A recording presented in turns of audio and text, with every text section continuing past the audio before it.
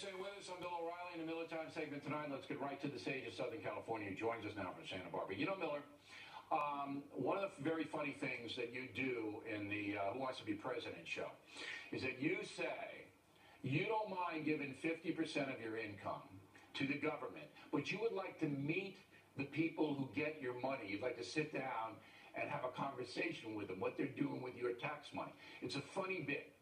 Today we learned that Bernie Sanders, who would take 90% of our money, your money and my money, is running ahead of all the Republicans. How do you process that?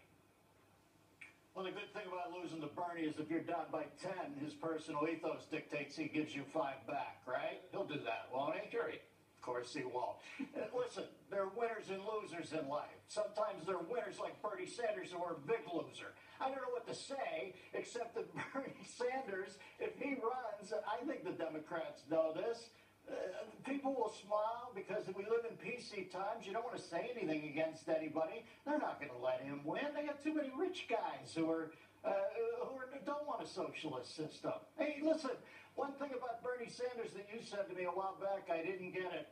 At least he believes his own crap. You know what I mean? I don't think Hillary knows. He's sincere. Yeah, I don't think Hillary knows what her crap is till her head hits the pillow at night. She sees the talking points.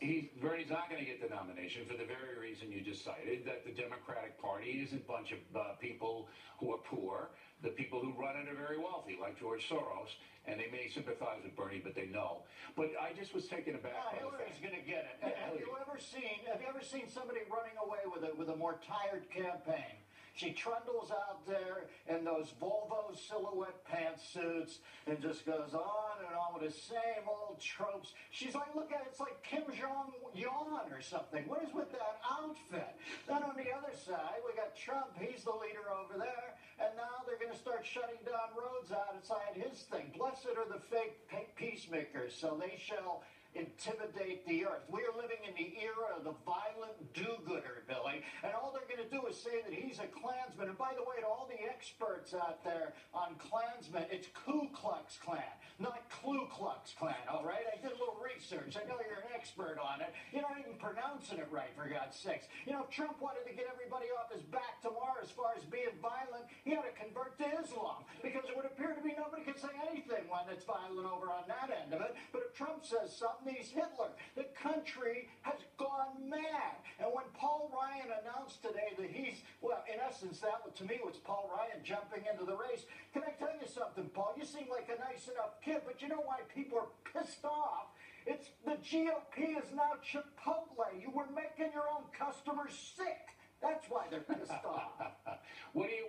You say you think Ryan's going to run, or he's offering himself up as a candidate? He'll be the lucky recipient of if they broker that convention in Romney. You know, by the way, I thought I knew Mitt. I don't know Mitt. I'm not trying to say we're friends, but man, I'm embarrassed for him and what he's done. Why?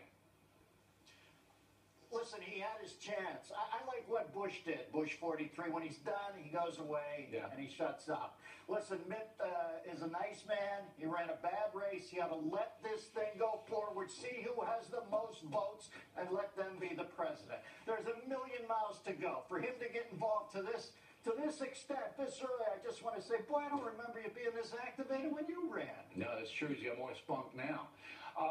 What about in your journeys around the country?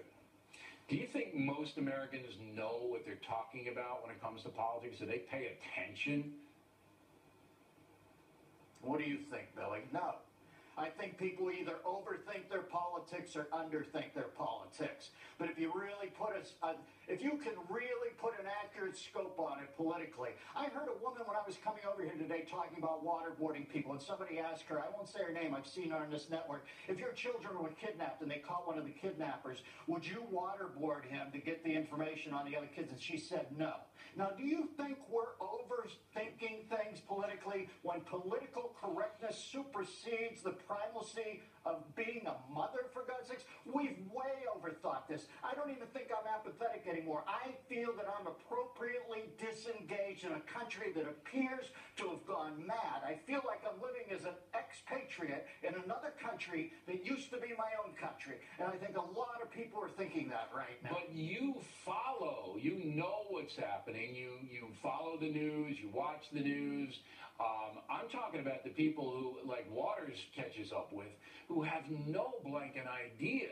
And I'm just wondering how big their let me numbers tell you are. this about as you said, the people that Waters catches up with, he does not have to shift into fifth gear to catch up with them. So let's put it that way. Okay. As they say in that zombie show, they're walkers. See, I think this zombie thing has now almost, they're not physical zombies, they're mental zombies now. Well, listen, Billy, you know, I saw an episode last week and they got one of the zombies and they said, would you waterboard somebody a couple days out to preclude another Brussels? And they said, no, I wouldn't. Must have. You know, I mean, that's how crazy the zombies wouldn't even waterboard anymore.